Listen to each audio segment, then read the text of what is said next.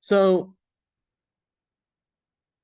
there are a few theories that I don't know. I think solution focus is a good theory. I use it all the time. I guess my problem with solution focus is that um, there's not a lot of depth to it for more serious issues or more serious diagnoses. And so you can really only go so far with it. Um, and then you have to add a little more substantial theory. It works great in schools, um, and the it reminds me a lot of the cognitive, like CBT or REBT. It doesn't deal so much with their irrational thoughts, but it kind of combines the concept with personal choices and goals. And it works really well with Adlerian theory because Adlerian theory, remember, talks about encouragement and believes that, um, you know, we are often feeling inferior or discouraged. And so, you know, uh, so when I was a master's student, um, solution focused therapy was pretty young, and it had really only been used with individuals. So Rebecca LaFountain, I talked about her when we talked about Adler. She was the president of the Adlerian Society in America, and but she really liked solution focus theory as well, and she thought it worked well with Adlerian theory. So she realized that this had never been studied when it was used. It was never used with groups before. So the article I included on D2L is the very first time solution focus was ever used on groups. And it reads a little differently because all those groups were in schools. So instead of clients, it uses the word students, but it's the same thing whether you use it in a school or in clinical mental health. Um, so Dr.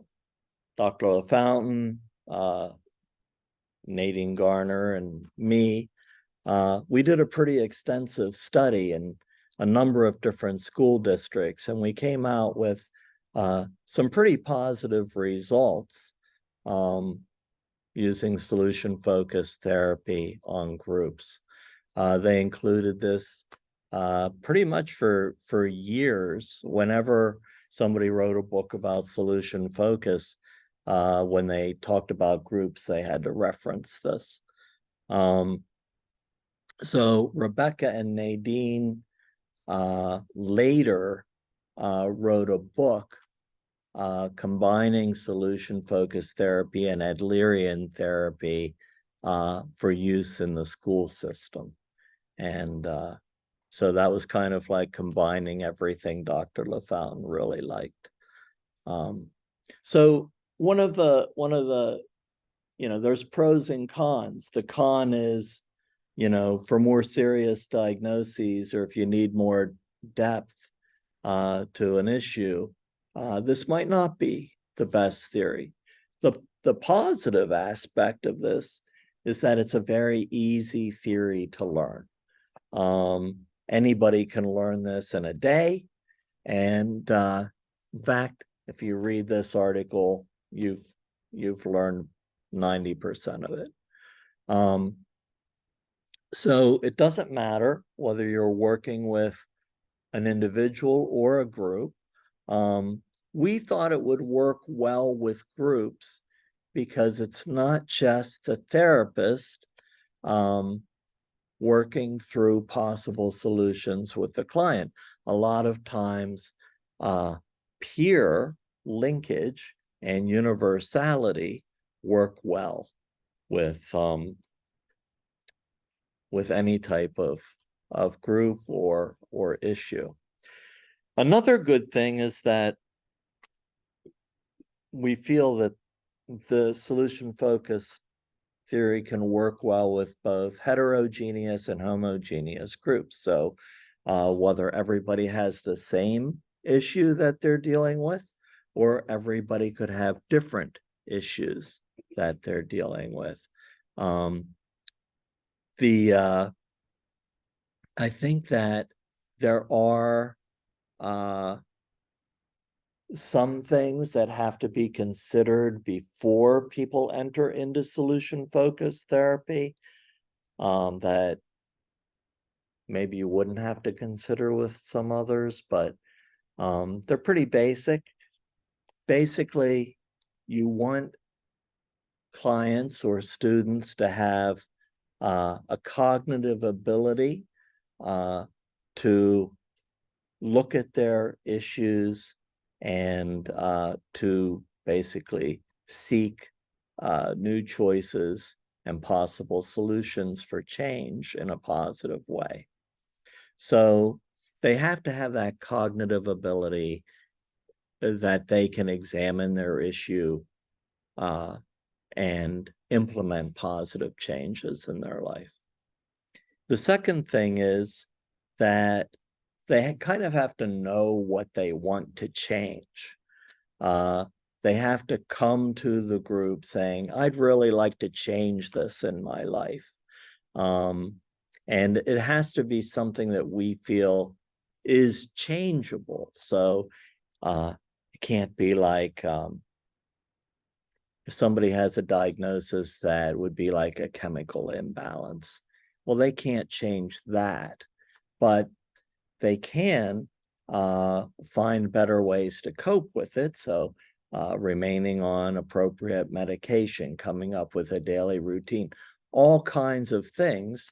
So we might help them to rephrase the issue that they want to work on in therapy. But they do have to have some goals, something that they want to work on.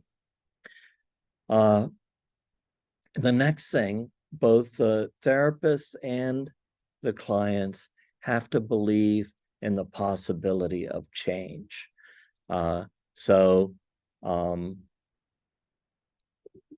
that just means that not only do they believe that change is possible, but they are also motivated to change.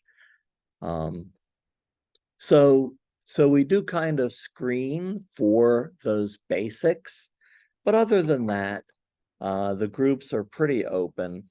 I think the only other thing, it doesn't say this, but personally, it might not be appropriate for some more of the more serious diagnoses or issues, but there's always something it can help with. So at the end of the journal article, there are steps or weeks and what you can do each week. It's an outline for 6 to 8 sessions. It's another positive thing that it is brief therapy, and so it can be done in 2 months. And that's usually enough for this. The original founders were, their names were DeShazer and Insoo Kim. And so they first wrote their books around 1985. We started working on this around 1991, 1992. It was just becoming popular then after about 4 or 5 years. So we do look at certain things like, I think that a lot of these things do match up with the way other theories see them. Like, I think a lot of things about solution focus theory can match up with kind of Glasser's choice theory or reality therapy. Glasser really doesn't believe in complaining. You know, he would rather make choices and take action. And, you know, I think that, you know, I think my only real problem with this theory is that even though we seek solutions, we don't want to give advice. And there's a fine line with that, because we are going to be taking recommendations and examples from other people in the group, or even from the individual's past. And it may seem like advice. But the difference between advice and the way solution focus views solutions is that we may listen to what worked with other people. However, we have to decide ourselves what will work best for us, because only we know that. We know ourselves the best. So we just have to, you know, be careful of those boundaries of not giving advice, but providing possibilities that the client can decide on themselves. So we do want to keep a sense of independence with the client. I think that one of the things we have to remind clients of is that when we choose solutions, the first solution that we choose may not work. So, you know, and we're not saying it will work. We're just coming up with possibilities, but we can continue to evaluate how it went and to try something new or make small changes until something will find success. So let's walk through some of the things that happen during therapy. And I just want to kind of pinpoint some of the primary steps. So in the first group, we all introduce ourselves. Depending on the age group, we might have a different kind of icebreaker. But as we get to know each other, we also introduce our goals. What would we like to work on? What would we like to accomplish? And one of the main things that we talk about is the wording of the goal. So it's almost like Glasser words things, phrases things, that we have to phrase it in that it's something that we can control, something that we can change.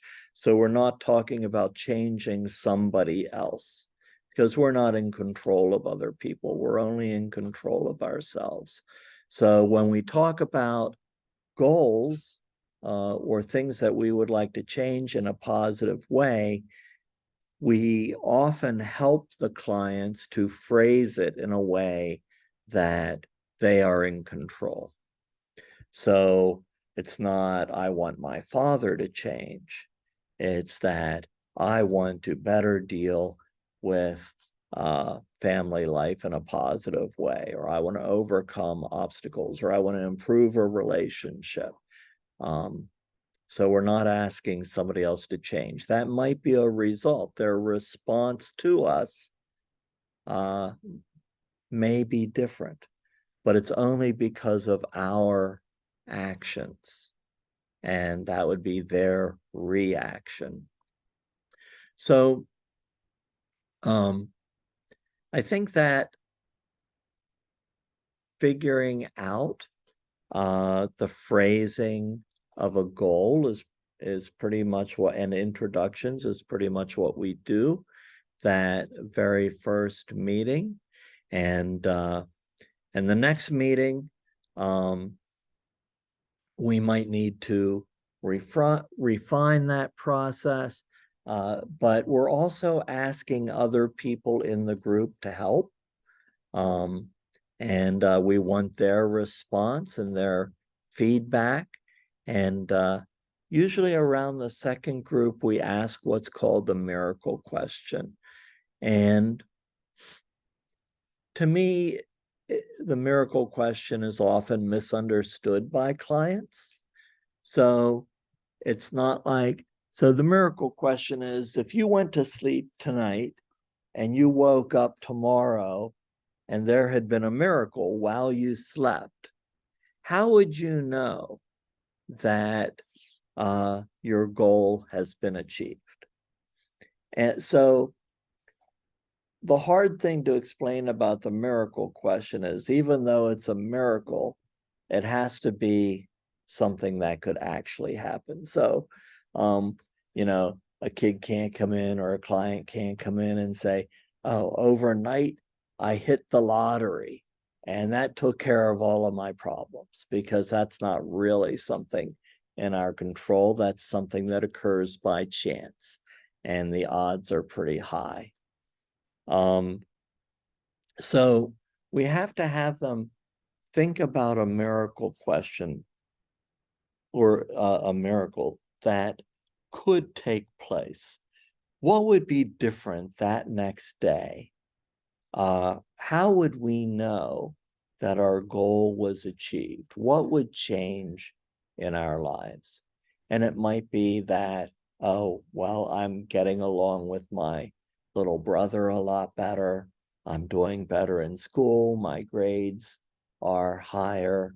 I'm not getting in trouble anymore. You know, so all of those are pretty realistic possibilities, I think. So the miracle question has more to do with their goal setting being achieved and how they would know that they were successful in it than an outrageous miracle like winning the lottery. So then, as they think about the miracle questions, we begin to process that miracle question. So they've shared their goals. We've helped them to rephrase them or restate them. And we have gone through the miracle question, and we begin to process that. So as they share how they know that their goal has been achieved, we begin to think about, so I think silently to myself, of all the different things that the client can do that's within their control that might result in that positive change. And hopefully everybody in the group will also be thinking about that. How will that change be realized in real life? Even if there wasn't a miracle. So if the client was in control and changed their choices and actions, which is very reality therapy, how would they know? So the next thing is we talk about some of the changes that they have control over and some possibilities, but we also talk about obstacles. What are things that get in the way of these positive changes in their life? And some of the things that get in the way they have control over, and some of the things they don't have control. And we try to help them to understand what they have control over and what they don't have control over. The next thing I like to do is called skeleton keys, and it's just another technique But if you've ever been in an old house, they don't have keys like we have today. They're usually very long, and at the very end, they have a tab with 1 or 2 notches in them. But that one key will open up every door in the house. So they call it a skeleton key. It kind of looks bony, but the interesting thing about a skeleton key is that it opens more than one door. And that's kind of the metaphor for the skeleton key technique.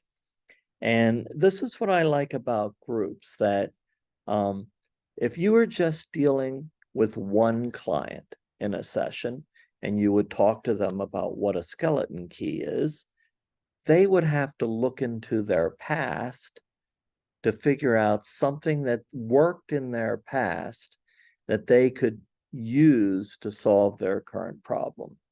Well, chances are most people do try to figure that out on their own, and there's probably not a lot of skeleton keys in their past that they can use to solve their current problem, or chances are they already would have used it. But in a group, other people may have had similar problems.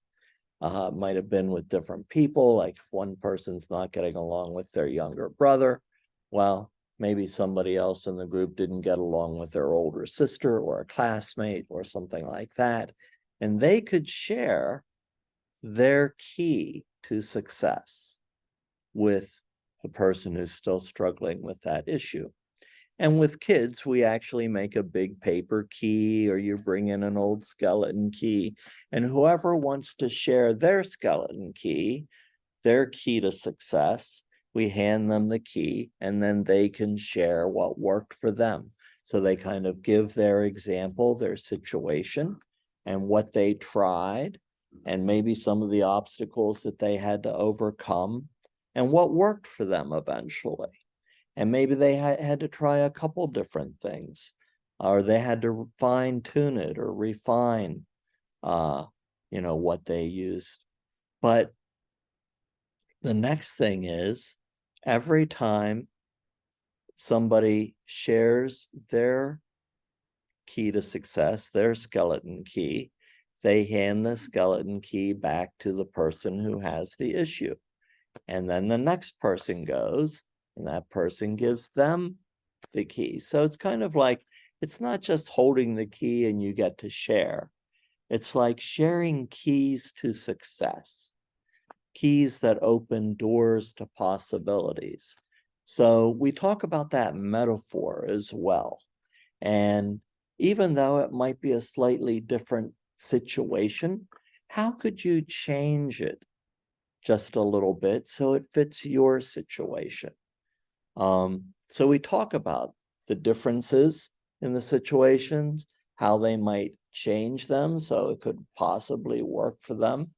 And then after coming up with all of these possibilities, these possible solutions, then the client, whoever's sharing their issue, can think about what would work best for them, or maybe it would be a combination of a number of things, or maybe all of this might bring about some creativity in their own mind.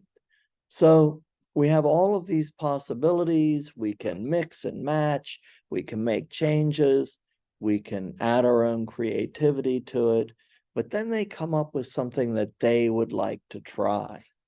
And we come up with a plan. Well, how are you going to try that? How's that going to work for you? And the one mistake counselors often make is that, okay, you might even want to role play it in the group with them, but the role play is always successful. Well, so if they maybe go home or go to the class or wherever, or go to work, and it's not successful, then they're disappointed. So I always prepare clients for both success and failure, or perhaps an obstacle. And then they try it out. They come back the next week And we share how did these keys work? Did you run into an obstacle? Was it a complete failure? Was it a success? Would you like to continue to try it? Would you like to try something different? How can we change them? So it sounds very simple, but it is somewhat effective. And we had a very high success rate with elementary and middle school students. So as they bring their experiences back to the group, we go through a process of not only sharing, but evaluation. And it reminds me a lot of WDEP. So there are things in this theory that I think they may have taken from other theories, changed in some ways. It's a very easy theory to learn. And by the end, after processing obstacles, trying new things, we either talk about what issue remains. Possibly it's not within their control, so then they have to talk about, okay, well, how am I going to respond to this in a different way if it's not in their control? So you can look at the journal article. There's a lot of statistics in it, but we did find some significant results. I do want to say that whenever we run an actual study with human participants, not only does it have to go through an IRB, an institutional review board, so that everybody's safe, but I also institute my own kind of moral guidelines. And so in most studies, we have two groups, and one set of clients use traditional therapy, whatever that might be for their issues. And the other group uses the new model of therapy, like solution focused. And so one of my moral guidelines is that if it works, if we see significant changes in the group that was able to use the new therapy, we always offer the other group that therapy as well after the study. So every study takes twice as long, because not only do we run the study, but then we run the groups or counseling again with the control group that didn't receive the therapy. And we just think that is ethical. But that's only if it looks like it works. We don't want to deny any of the clients something that could possibly help them. If it doesn't work, we let them know that, and we do not offer it to them. But most of the times, if you're going to run an actual study with real participants and a large number, we're pretty sure that, at least in our own minds, something's going to work, or we're not going to bother to run the study. And then look at the end. You can look at the results and the stats, and then look at the very last page, and it gives you an outline for each week that you can use. So in the end, I do think that solution-focused therapy works much better in a group setting, but there's really hasn't been a lot of research after this study on solution-focused groups. It's still used quite a bit with individuals. But any thoughts or comments on solution-focused therapy, group or individual? It's pretty straightforward. It's something that I think students can use upon entering practicum. So like when you just start seeing clients in practicum, I think everybody should begin with person-centered, Carl Rogers, because that helps you to build trust with your clients. After that, you can consider using CBT, REBT to deal with the client's irrational thoughts. And every human being has irrational thoughts.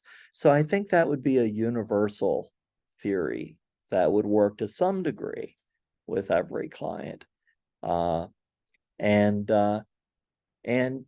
solution focus would be very easy for you to implement, in your first practicum experience. And then as you begin to work with the clients, you may realize that, okay, so we've dealt with their irrational thoughts, we've come up with some positive solutions in their lives, but they have some deeper issues, like perhaps they're not living a genuine life. Perhaps they are still searching for meaning. So maybe Gestalt therapy might help them to deal with the layers of their personality and becoming more genuine, or existential theory might help them to find more purpose or meaning or something like that. So as you go, you can try new theories. Like I said in your paper, we do want you to start with one theory, and it's kind of the theory you'll feel grounded in, the theory that fits your own personality, that will feel like an extension of your personality that you feel comfortable with. And it's kind of like your go-to theory. So don't just think about a theory or what might be easy to write about. Think about what fits your personality when you write the paper. Sometimes you might also have to think about if you want to work with a very specific population, like maybe addiction, something like that, or maybe in a school, maybe certain theories lend themselves to those populations a little better. All right. Stop recording.